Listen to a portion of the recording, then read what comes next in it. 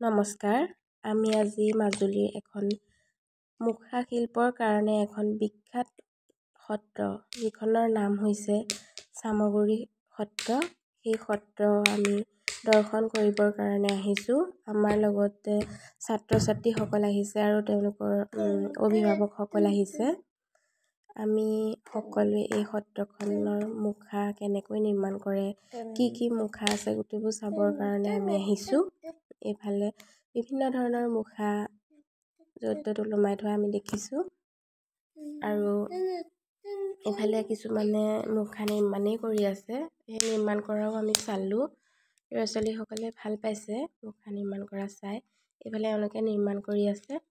এইফালে ভগৱান নৃসিংহ অৱতাৰ, সেই অৱতাৰ তিনিজনা নৃসিংহ ইয়াতে স্থাপন কৰি থোৱা হৈছে। তেওঁৰ চৰণত আমি সেৱা জনালোঁ। সেৱা জনাই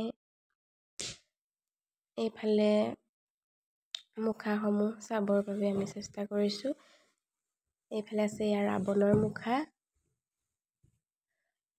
এইফালে দেখিছে আপোনালোকে বিভিন্ন ধৰণৰ মুখাসমূহ ইয়াতে নিৰ্মাণ কৰি সজাই থোৱা হৈছে। বহুত ভাল লাগিছে দেখি। এইফালে এইবোৰ দেখিছে কেনেকৈ সজাই থৈছে। এয়া গণেশৰ মুখা।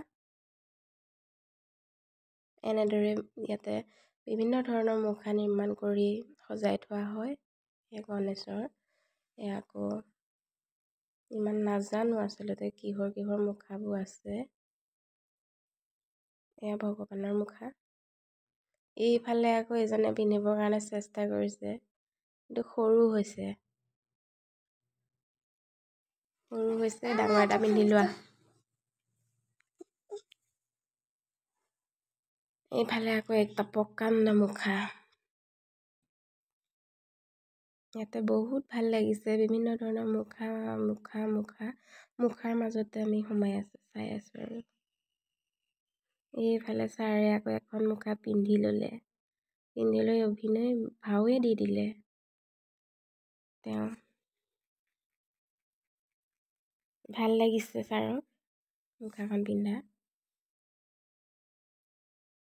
এইফালে এজনে পিন্ধি আহিলে।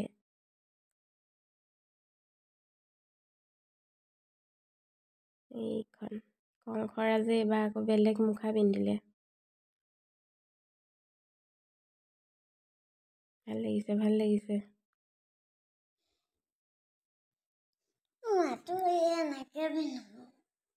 এইফালে দেখিছে ইমান ধুনীয়া মুখাবোৰ সজাই থোৱা আছে। আমি চালোঁ আৰু ল'ৰা ছোৱালী